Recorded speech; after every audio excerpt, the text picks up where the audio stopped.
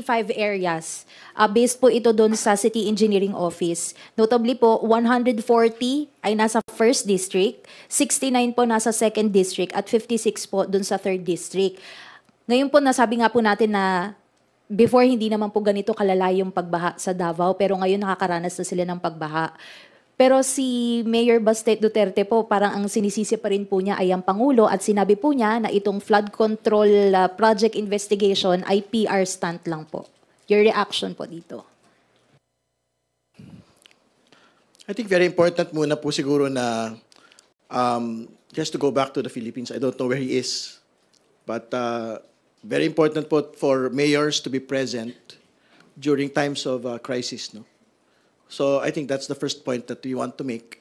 But secondly, very important ho talaga na i-recognize natin na yung flooding ay hindi lang naman ho flood control, no?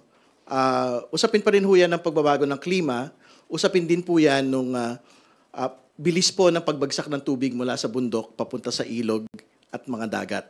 Pero meron pong centrality yung pong flood control system sa atin pong mga lugar. So, very important din po, definitely, na makita rin ho natin yung pong impact, no, ng mga flood control systems within Davao City and within Davao Region. Kasi I'm quite certain, malaki din po talaga yung pondo na iginugol within this administration and more particularly in the previous administration to Davao City and to Davao Region. So, I think that can serve as a basis to also look into the implementation of flood control projects within Davao City and Davao Region po. Sino yung nagsabi? Si Mayor? Si Mayor Baste po. Mayor Baste. Ang sabi po niya, PR stunt lang po yung... PR stunt lang? Yes po. Ako, ang suggestion ko kay Mayor Baste, tanungin niya yung kanyang kapatid na congressman.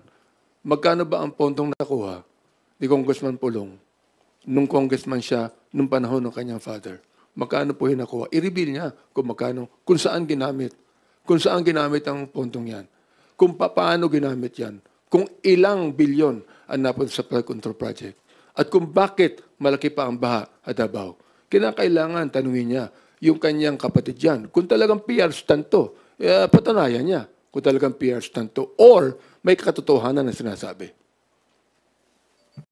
Sir, nabanggit niyo nga po na tignan din yung pondo na nakuha from the previous administration. Yung magiging investigasyon po ng Infracom, meron po ba kayong parang timeline na from previous administration, Duterte, Gloria, Noy, Aquino administration up to today po or hanggang saan po ba?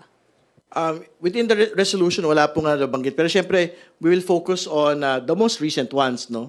Kasi siyempre, doon natin makikita kung kumusta ba yung lagay. Naging ghost ba yan? O naging substandard ba yan in such a short period of time.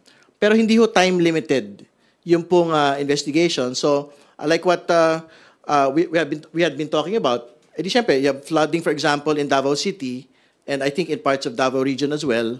So, if the idea there is, bakit nagbabaha within Davao City, you've mentioned the districts already, at malaki ho yung pondo na naibigay, ano ho yung nangyari sa pondo po na yun? Was it actually implemented well?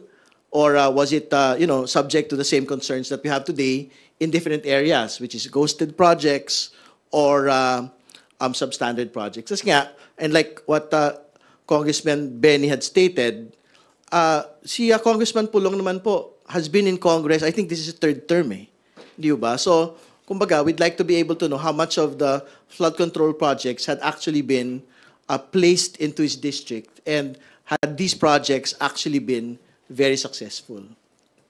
Yung interview ni VP Sara, meron din po siya sinabi about nga doon sa, sunod ko lang doon sa mga school buildings. Baka would you like to comment po since nandito na po kayo previous congresses? Sabi po ni VP, hindi naman daw yung Kongs ang humihingi ng parte sa amin kasi diretso nilang kinukuha yung budget, diretso nilang kinukuha yung school building program, ang SVP, at pinaghahati-hatian nila sa loob ng House of Representatives at diretso nilang i-attach yung listahan nila doon sa GAA version, House version ng GAA at inakyat nila sa Senate. So, kaduda-duda daw noon yung bigla meron tayong pero ngayon may investigation flood projects. Kung seryoso raw talaga yun nga. Nasagot nyo na yun. Pero yun nga po, sir, meron pong allegation na nga pinaghahati-hatian nyo po sa loob ng House of Representatives. Hope is not just saying it. We'd like her to give us the evidence on that. Nung mas maganda kung meron siyang mga ebidensya pwedeng iharap sa amin sapagkat ako hindi ako kasama diyan eh. Di ba? I mean, kung talagang meron siyang ebidensya, sabihin niya na yung mga ebidensyang yan. Talagang sinabi niya na pinaghahati-hatian ng Kongreso yan. Okay, sige, sabihin niya. Pero kinakailangan meron siyang kasamang ebidensya dyan. At gusto kong sabihin din sa kanya na kung pag-uusapan po ang review ng Kongreso on the budget, pero pong karapatan ng Kongreso niyan. Pero tayong oversight committee niyan. Di ba? I mean, sa akin lang, sa ating Vice President, hinihiling ko lang sa kanya na i-back up niya ng mga ebidensya ang kanyang mga sinabi. Ako, sa akin, doon tayo maghiring sa Davao, for example. Di ba? Doon sa Davao mismo, sapagkat narinig namin na talagang nagbabaha doon eh. Nung araw, hindi binabagyo ang Davao eh. Hindi binabagyo ang Davao. Ngayon, nakikita natin, nagbabaha na. Whether kung sa Davao man yan o sa Bulacan man yan, no? I would suggest that we do that there, no? Para malaman po ng taong bayan na ito, serious kami sa pag-imbestiga kung talagang merong ghost project yan, talagang merong substandard project yan. Kong Terry, may reaction po kayo doon? Kayo, yung Infracom po ba, willing nga rin kayong... Actually, kaya ako din po nabanggit yung Quadcom ng 19th Congress kasi yun nga, para makarating mismo yung mga taong involved, yung committee na mismo yung pumunta sa mismo mga lugar na yun. Yung Infracom po ba, may chance din na mag-on-site inspection, on-site hearing din po kayo para, kumbaga, walang kawala yung mga district engineer, yung mga taong magiging involved po doon?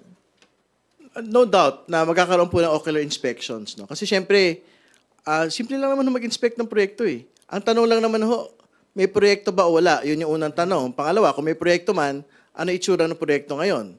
Dapat bang ganyan yung itsura ng proyekto ngayon? So for example, kung may nakita ka nakalabas na bakal, in the span for example of 2 to 3 years, dapat bang may nakalabas ng bakal?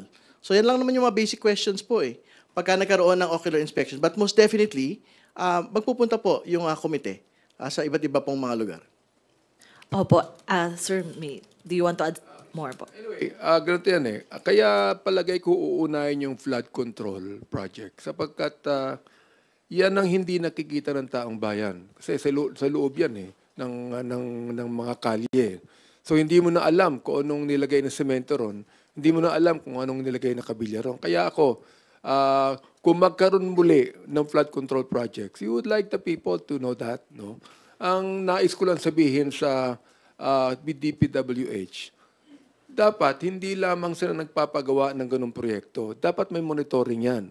Bago gawin, habang ginagawa, at pagkatapos gawin. Sapagkat ang ating Pangulo, nag-inspect nilagay, completed. Yung pala walang nagawa eh. So therefore, dapat yung pong DPWH, meron din po silang monitoring and maintaining all of those projects. For example, a week ago, na-complain sa akin yung isang chairman na hindi gumagana ang floodgates and flood and pumping station doon sa Biata Pandacan. Tinawagan ko ang MMDA. Ang sabi sa akin, yung daw pala ay nasa ahensya ng DPWH, no? 4 years na, hindi gumagana yan. So pinagana nila. So, ibig sabihin, kung ni-report yan, pinapagana naman eh. Yung Santa Clara, pumping station and floodgates, sa Santa Ana, hindi rin gumagana yan. Pero grant yan, no? Nakita ko, 53 million ang paggawa niyan. Ginagawa pa hanggang ngayon. Sapagkat walang masyadong ventilation yung building, hindi gumagana yung flood control projects na yan. Ngayon, tinawagan ko. Sabi ko ron, paganahin nyo yan sapagkat kailangan sapagkat ngayon, usong-uso ang bagyo at tagulan. So hindi ko na alam kung ano pang ginawa nila dyan. I'm calling on now sa press conference na ito na tingnan ng DPWH, ang MMDA, i-inspect nila yung kanyang mga project para maiwasan na po natin ang pagbaha. Sapagkat, Luca, wala silang monitoring dito. Wala silang maintenance dito. We would like to find out. Ngayon, kung gusto nyong makipag-ugnay sa LGU, why not? Di ba? May ugnayan yan sa LGU, why not? Basta't lahat niyan gumagana, may iwasan po natin ang mga baha kung saan man yan dapat dumating.